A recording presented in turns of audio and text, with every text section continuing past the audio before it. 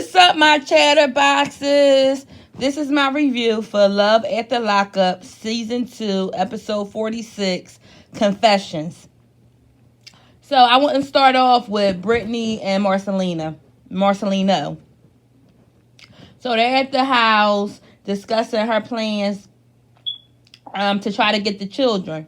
Or at least what her options is if she can, actually reconnect with them or not. Like it's up in the air because she don't know exactly where the kids are. So she was looking up info and searching like the dockets. So she was saying that, even though it was a closed case, by us being that she was a juvenile at the time, it's even more restrictions on the information that she can get. So Marcelino was saying, like, he doesn't want her upset because he don't know how this will affect her mental. But like I said on last episode, he worrying about the finances too, because he was saying how it could take, some years, and they don't have that kind of money. So she don't care what Marcelino got to say about that. She's going to proceed with, trying to locate her children. And I understand because that's their mother's fight. You know what I mean? She going to do whatever she got to do to at least know where they are, even if she can't have the relationship that she may want. So she was searching the dockets and seeing that the courts attempted to reach out to the father to see if he actually wanted the children. And she like, what kind of broken system is that? Like, you could tell, from his age and my age, that it was some, inappropriate activity going on. Basically, rape or statutory rape, at the very least. Why would y'all put this man in the lives of these children? Like, he should have been arrested. Not y'all reaching out to see if he wanted these goddamn kids. Like, come on. The system is definitely broken. Like, this is crazy. This is how we see and hear about these children that get, molested while they're in foster care or, unfortunately murdered.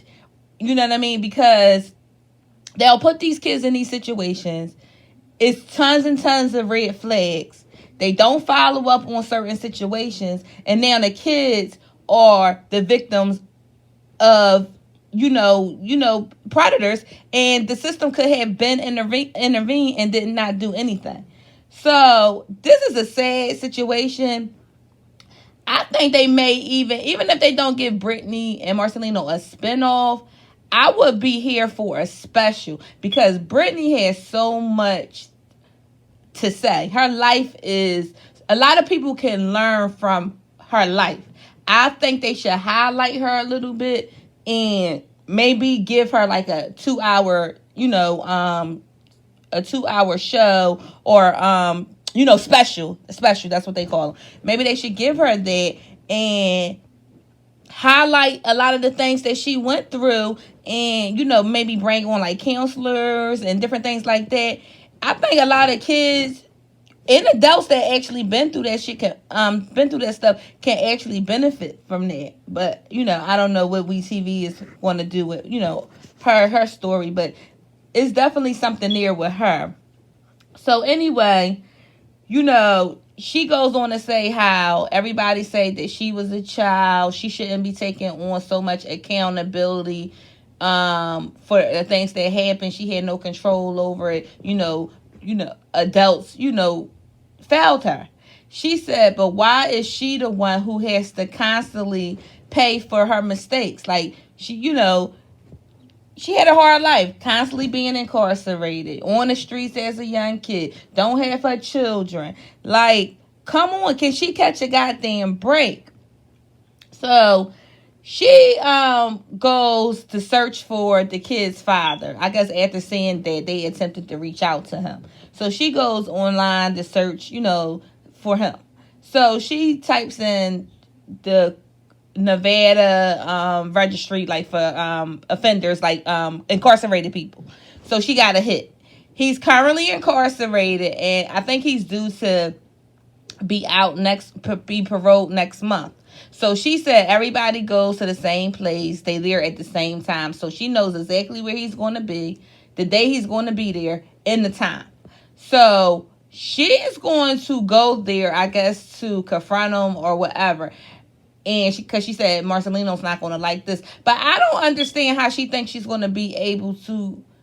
Well, I guess he's not going to be there with any police officer or anything because he's getting paroled. So he will be a free man at that particular time. So, okay, I can see how that can work. Because first time my mom was like, well, how's she going to be able to confront him if he's going to be with the cops or whatever like that? But he's getting paroled, so he's going to be on his own. But I do not think that she should go to this man without Marcelina, because she made a statement. She's not that little girl. She's grown. She can handle. I really think you should have someone else there. You should not go confront this man by yourself, because he seemed like he's still a piece of work, because you said that you were 15, 16 when you met. 13, I think you said, when you met him, and he was 30. He is.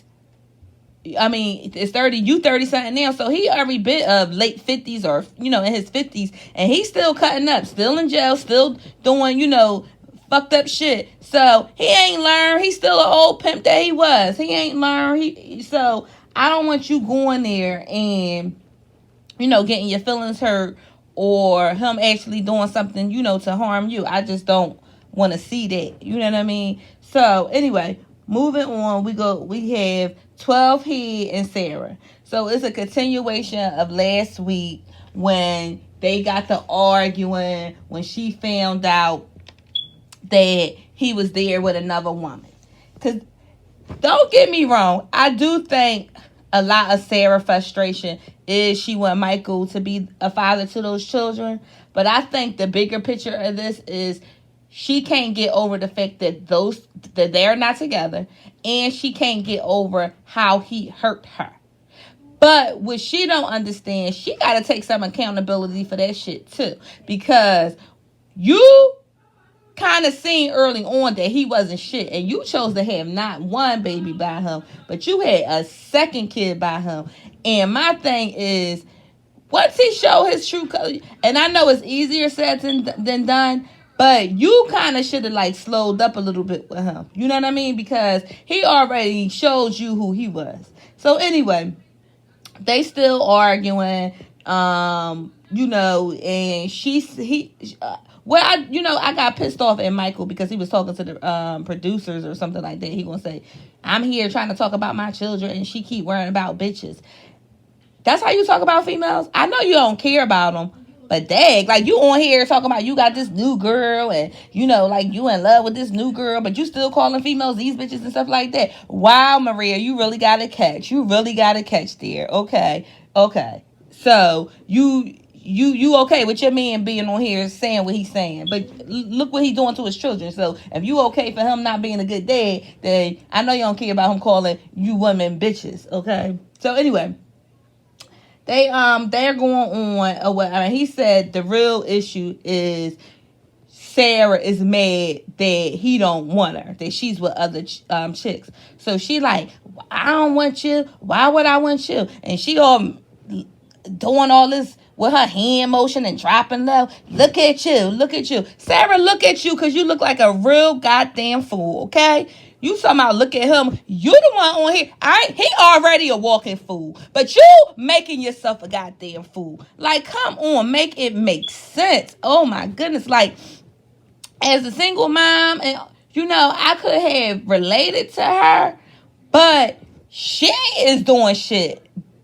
But, butt ass backwards, because first of all, why you think you could force this man to be a father to his children? He either want to be there or he don't. It don't matter if he not with you or not, because if he wanted to be a father to his children, that's what he will do. If he's not, you can't force that. Why bring yourself extra stress and drama trying to force this knucklehead to be a father to your children? Listen, if he don't want to be there, you take the steps that you need to take to secure that your kids not gonna be affected by him in and out, in and out, in and out. Like, come on, like you doing too much. He is right. Your anger and your frustration is not because he's not a father to them children. It's because you can't control the situation, and he don't want your fucking ass. That's what it's really about. You know what I mean? Because if he was slinging ding-a-ling to you and showing you stuff, but still not really doing what he was supposed to do with kids, you probably wouldn't have a problem with it. It's just because he don't want your fucking ass that you sitting up there acting like that. You know what I mean? But come on. So he like, listen, you just mad because I don't want to be with you. She carrying on. She start crying and, oh, I don't know what to do. I don't know how to parent my children in this kind of environment, and cry me a motherfucking river. Because like I said, because she made a comment talking about, well, I got a couple questions to ask you. Did you say you was going to come? I think she said Easter or something. I forgot when she said Mother's Day or some shit. I forgot. Then you say you were going to come see your kids. I even offered to pay for you to come down here. See, that's where the fuck you wrong at. If he want to come and see them damn kids, it is not for you to have to pay his goddamn way. He need to, listen, if he want to come, he need to figure out a way to get the hell down there. If he really want to be with them kids, like, how about, like, I don't know if he completely off a roll. No, he has to, because he ain't checking in with nobody. Why can't he move to New York where them kids at? You understand what I'm saying? Like, Sarah, come on, you can't force this shit on him. He either want to do it or he don't. So he wasn't really trying to hear her with that bullshit or whatever. So he did like a confessional talking about how he been in that situation, him and Day-Day, how, that's all he wanted to do is be a father to his kids and all that stuff. And that, when they did that confessional, I don't know if you guys ever see Cheaters, but the way he was talking and how the music was playing in the background, I was like, oh, they pulled this shit off an episode of Cheaters, because that's how they be when they be talking. I'm like, oh my God, come on, we TV, get a little original, because that shit straight from Cheaters. Anyway, so, she's saying, I don't know how to raise the kids like this, and, all this. First of all, you seem to be a pretty good mother outside of going through the shit that you're going with him. Because he keep making a statement saying, you're just mad that I don't want to be with you. Like, if I'm so bad, why you keep trying to force the relationship with me and the children? This is what he keeps saying to her. And you need to take that and apply that to how you're going to proceed from here. You're right. If that's how you truly feel, he piece of shit and this and the other, stop forcing the relationship. If he truly want to be in those kids' life, he'll do what he need to do that. And if he don't, then that's his loss. That's his loss. Because what's not healthy for the children is y'all keep doing this. That's what's not healthy. Or he keep jumping in and jumping out. Like, somebody got to make a move, and somebody got to think like an adult. And Sarah, you gonna have to put your big girl panties on, woman up, and make that hard decision. Because evidently, he's still doing what he want to do. So now, he goes to Maria. And Maria gets on my goddamn nerves. She's so fucking annoying. I hate the sound of her goddamn voice. And she look fucking 50, okay? Yeah, I said it. I don't care. She looks fucking 50, okay? What you doing with that boy? What you doing with him? You look like an old ass lady. Anyway. So Michael was talking and telling her how he can't keep dealing with Sarah, that he might have to see what his options are, with the courts. Michael, you got some goddamn nerve. What are you going to go to the courts with? What money do you have? Where do you live? What stability do you have? Okay? You better think about that before you go walking your little 12-head ass to the goddamn courthouse, okay?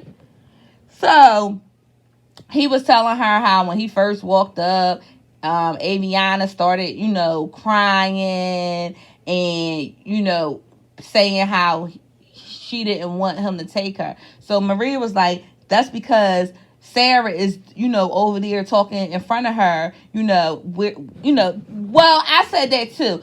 It don't take a rocket science to see that Sarah talking shit in front of that little girl. So she was like, well, Ariana's only 4, so when she get older, she'll realize what the truth is. But what is the truth, Maria? Because the truth is, he ain't shit, okay? The truth is, he ain't shit. Because he could have came around more often to see those children. Not pop in when the fuck he feel like it. You understand? So, I want to know what your version of the truth is. Because what I'm saying, what's being portrayed on the screen, he still ain't shit. And that little girl do got a right to not want to be around his ass, okay? So, he's telling her how Sarah, went on about, the different chicks he's, was seeing, and how she just jealous because he don't want her. And Maria had said, I don't understand how she can allow him to go for months not talking to her, not calling or anything like that, and she still thought it was a chance. Like, Maria thinks she got a hot shit.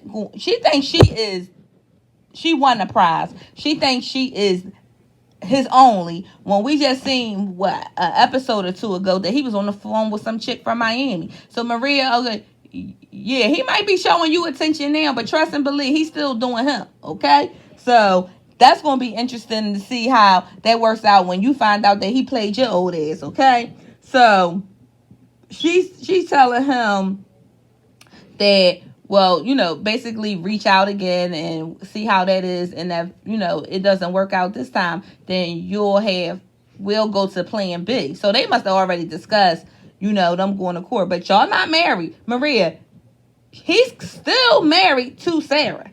What right? How can you go with him to court? What leg you got to stand on? Like, what you gonna do? Like, girl, please. Like, you think you must really think that you're his wife. You must really do. But sorry, you're not. Anyway, she gonna sit up there and say, well, if Sarah keep it up, she's gonna have a visit for me. I can't wait till that visit, because I want to really see what you all about, because you got a lot of fucking mouth. And I know Sarah don't look like she about shit neither, because Megan already exposed that in her. But I just hope that Sarah don't let you, little girl her when y'all come meeting. I just hope she stand her ground and let you have it, because you're getting on my goddamn fucking nerves. You're getting on my last fucking nerves, okay? So anyway, then I want to talk about Lamar and Andrea. Lamar and Andrea, they're at this fancy restaurant. Well, so that's what they said, because it didn't look that fancy to me. But maybe we didn't see the whole picture of the restaurant, So Lamar wants to just reconnect with Andrea, have a, peaceful, relaxing night. She can't allow him to have that. She immediately just give off this weird energy. She said she couldn't relax. It just was like, okay, Andrea, like, can you just give it a rest for 1 minute? Like, she's draining me. Andrea is draining me, okay? So, she wanted to talk about, like, how did they get where they are? So, basically, he's saying to her, like, you're trying to control me. I can't be controlled. So, she said that he promised her that when he got out of prison that he would move to Utah. But parole wouldn't allow that.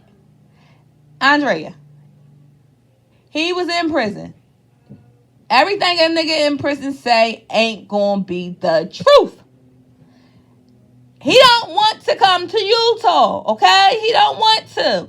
So he done told you that, okay? Fuck what he said when he was in prison. Listen to what the hell he's saying now that he's on the goddamn streets. Now, y'all need to come to a compromise as to where y'all both can stay, that y'all both can be happy. I don't think it's fair for me to tell you that he should come. You should go to LA, but I don't think it's fair for you to make him want to come to Utah. Won't y'all come to somewhere in the middle that y'all could both agree on and be fine? Oh, It's not that damn hard. Anyway, so she went on to say how, all his focus and attention was on her when he was in prison. Now that he's home, all the focus is on everybody else but her. So he like, hold on, pause. I have my focus is on you and the children. He was like, but if I want to spend time with my brother and go play, basketball for a couple hours, I have every right to do so. Like, she basically trying to make it seem like that he can't do nothing other than being with her. And he was like, you're not going to control me. Like, you're not. He was like, I've been controlled since I was 5 years old. I had to answer to somebody ever since I've been 5 years old. I'm not about to answer to you, okay?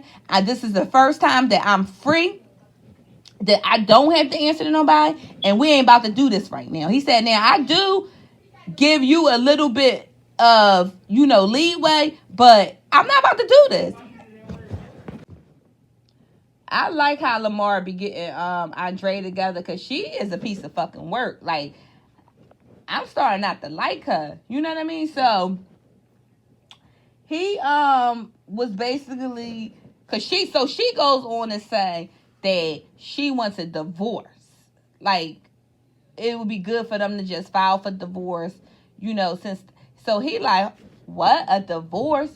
He ain't trying to have that. He said, he was like, he come from a broken family and stuff like that. He said he don't want to be that guy. He said he love her, he love the children. He don't want to be that guy. And he was like, when she said that, like, his heart just sank. That let me know how much he really do like this crazy ass wench, because, for him to try to stick it out with her and all these mind games and manipulation and this controlling shit she tried to do to him, he really do care for her, and he loves those children. He loves those kids. And I'm like, okay, Andrea, you better make this. You better make this right before you end up losing him. Okay. Well, we do see that she found some condoms next episode. So, Lamar, I'm singing your praises this episode, but I might have a different tune come next week. But, can I say I really blame you? Not really, but I ain't promoting adultery. I'm not promoting it. So anyway, they were going back and forth, and bottom line, he not really trying to let the relationship go. I think she just doing this to try to scare him into coming to Utah, because I don't think she really want no goddamn divorce neither, because she's talking about she can't keep, going on the way that they're going on. She just wants to be in the same house getting that D every night in the same state. That's what she want. But I don't think it's going to happen. Like, they're going to have to come up with a compromise. He said he got work, he got school, he got shit going on up there. He got a life up there. You know what I'm saying? So it's not like, oh, you the only one doing things. He came out and did a lot of, positive things since he's been home. He's not home leeching off of you. He actually making a way, and he said he help out with the kids. Well, he said, I spend a lot of money on your kids. So she's like, oh, they my kids. But I think that was just a slip of the tongue, with him, because he loves all those kids. He's connected with all those kids. So that was just a slip of the tongue. So, like I said, they gonna go through their shit next episode, and I'm here to watch it. But at this particular point, Andrea, you gonna push him the fuck away. You gonna push him away. So I hope they last, but I don't know. We'll see. So then we have Tony and Angela.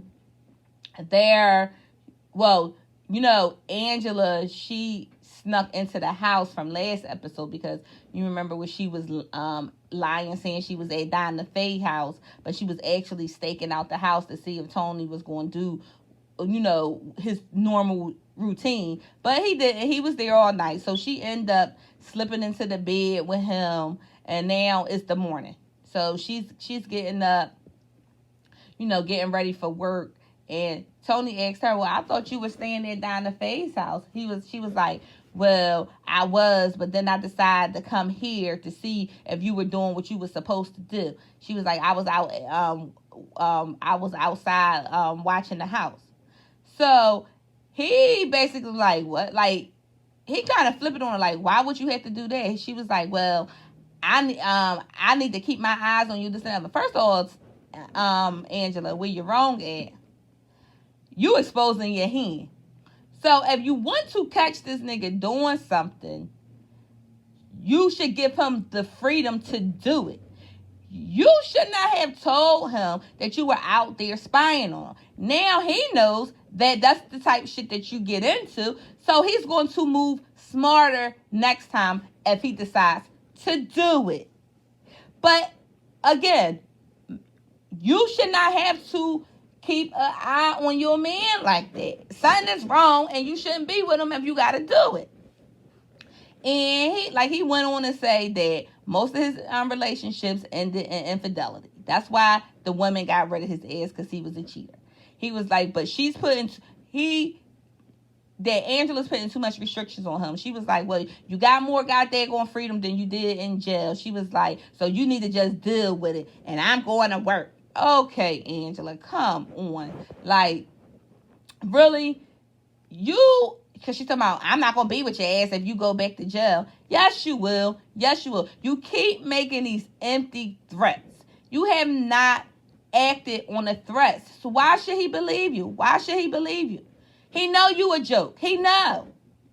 So they end up meeting her. I guess he's like a counselor at the church or whatever. She said, like, in the past, she went to him about, her past relationships, and he helped her through it. So they had a conversation. I guess he's a pastor. I'm not exactly sure what he is. I forgot. So the pastor, Tony and Angela had a conversation, and she was telling him the things that were going on in the relationship. And Tony basically opened up and said that his father was abusive, and his mother ended up gaining full custody over them, because the dad used to, like, I guess, abuse them and, do things, and she was able to gain control. Like, I guess it was evidence on the children. So the pastor basically was saying, like, you're doing the same thing to her. You might not be yelling and physically abusing her, but you're hurting her heart. And it's a cycle. So Angela was like, oh, I knew that he had some trauma that happened to him, because that's why he act the way he act. I'm like, Angela, cry me a fucking river. Now, he dad's had trauma. We understand it. But we're not about to make you use that as an excuse, too, for his behavior. Because that's some shit he going to have to work on. And if he's not willing to work through it, me personally, I'm not going to sit up there and just allow him to fuck me over because he had past trauma. Deal with that shit. Go to a psychiatrist. Go to a therapist. Do whatever you got to do. Deal with it. But that's not going to give you a license to fuck me over. It's just not going to do it. So I'm over them at this particular point, because Angela, she say one thing, but she does another. Just like when she was in the confessional talking about, oh, me and him wasn't intimate when he was messing with those prostitutes. But I guess she wanted to start getting intimate because she was all being touchy-feely with him in the car and all this stuff. And then she didn't actually cough, but she was laughing. So you ever heard a smoker's cough? Well, she has a laughing cough. Oh my God, Angela smoked so much fucking cigarettes. Like, I know her throat is going to fall out soon. I just know. I just know. Did y'all hear it in her voice? Oh my God. I just wanted to, like, it just made me, like, cringe a little bit. I'm like, oh my God, do that hurt? Do that hurt? I know y'all tired of hearing me talking about Angela throat, but damn, how many cigarettes this girl gonna smoke? Like, come on. So now we see John. He's with his sister. Well, he's at the sober house. His sister comes to visit. And now we know a little bit more about the history of John and Lacey. So he told her that he only got 60 days left. So she asked him, well, what happened to make you spiral? So he told her that when Lacey got married to Shane, how that triggered him, and he was drinking, and then he got pulled over, and then they found narcotics. So apparently Lacey has been his trigger for years. Like, so his family is over her. The sister said, I didn't like her 15 years ago and I don't like her ass now. She's very manipulative. But he's not willing to leave Lacey alone. Like, he's saying, oh, John is basically Shane is a piece of shit, and he's going to try to win her back because he's in love with her. So the sister, like, you need to leave her alone. And he was like, I can't help who I love. So she was like, well, I can't promise you that we're going to be here, if you go back to jail. So, because he still don't know what his fate is going to be. Like, they allow him to be in his sober, house, but he still has to go to court. So he don't know if he's going to go to jail or whatever, but he's going to try to work on Lacey while he's out there. Like the sister said, she manipulated you into thinking that one of the kids could be yours. Then she manipulated you by getting engaged with you, and she ended up marrying another guy. Like, when are you going to realize this girl is not right for you?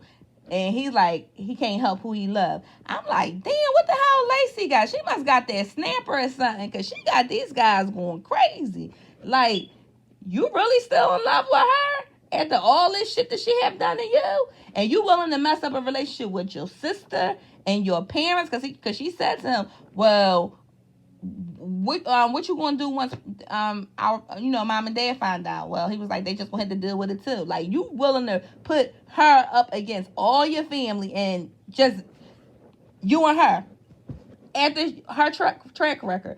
Like, John, make that shit make sense. You better smarten up too. Stop thinking with your peen and think with your brain, okay? Think with your brain and not with your peen and not with your heart, okay? Because sometimes your peen and your heart make you make fucked up decisions. Hence, you in a sober house and she's still home with her husband, okay? Make it make sense. Okay, now we have Lacey and Shane. You know what? When he in his confessionals and they doing like a close-up on him, it really bothers me with those earrings in his eyes, in his, on his brows like that. I'm like, do she think that shit is sexy? Like, they just bother me. I'm sorry. I'm sorry. That's just me. Anyway, so they had a skating ring. Did y'all see the shirt Lacey had on? Like, Lacey, damn, you had all your tits hanging out. You know it's going to be kids there. You could have covered that shit up. Come on. Like, damn, you got to be sexy all the time? Damn. Anyway, so they're, having a good old time skating. So they get off the skating floor and go, I guess, they're getting ready to leave. So he figured this the time that he wants to tell her that he cheated on her before they got married. Why do you think that this was the appropriate time to tell her this? I mean, it's no appropriate time to ever tell somebody that you cheated on them. But damn, you telling that the goddamn skating ring? What if she would have hit you in the head with that goddamn skate? You wasn't thinking straight, Shane. You wasn't thinking straight. Okay. You know how heavy them goddamn skates are? Anyway. So he tell you that I need to tell you something, looking all sad and pitiful. So she's like, well, what? Like, what? What do you need to tell me? What do you need to tell me, Shane? What do you need to tell me? So anyway, he tells her that right before they got married, he was drunk and he ended up sleeping with someone that it didn't mean anything to you. So she's like, well, why did you even marry me, Shane? Why did you even marry me? And he was like, because I loved you. I really did love you. So she got mad and she stormed the fuck out of there. So in her confessional, she was like, well, maybe this is payback for me, doing the things that I was doing with John or whatever. I don't know. She was like, but I can't take this. So she storms out the skating arena, and she gets in her car. He jumps up, putting his boots on, because like I said, they were skating, so he gets his boots on, and I'm like, were they Uggs? What kind of boots were they? Because they were hideous. Like, they didn't look like Uggs, but I couldn't recognize what kind of boots they was. But I'm like, they look a goddamn mess. So I guess she drove off. She left his ass there. He looking pitiful in the goddamn parking lot, while that's all you see is the back of her car, getting out of there. So I'll see how this turned out next week or whatever. I'm interested in knowing if they're gonna get it together, or she will be back in in John's leg. So you know how Lacey play, tit for tat type bitch. So we'll see. Well, that's all I got for this episode of Love at the Lockup, aka Life at the Lockup. If you guys like the content, please feel free to like, comment, and subscribe. And don't forget to hit the bell and holla at your girl. Bye!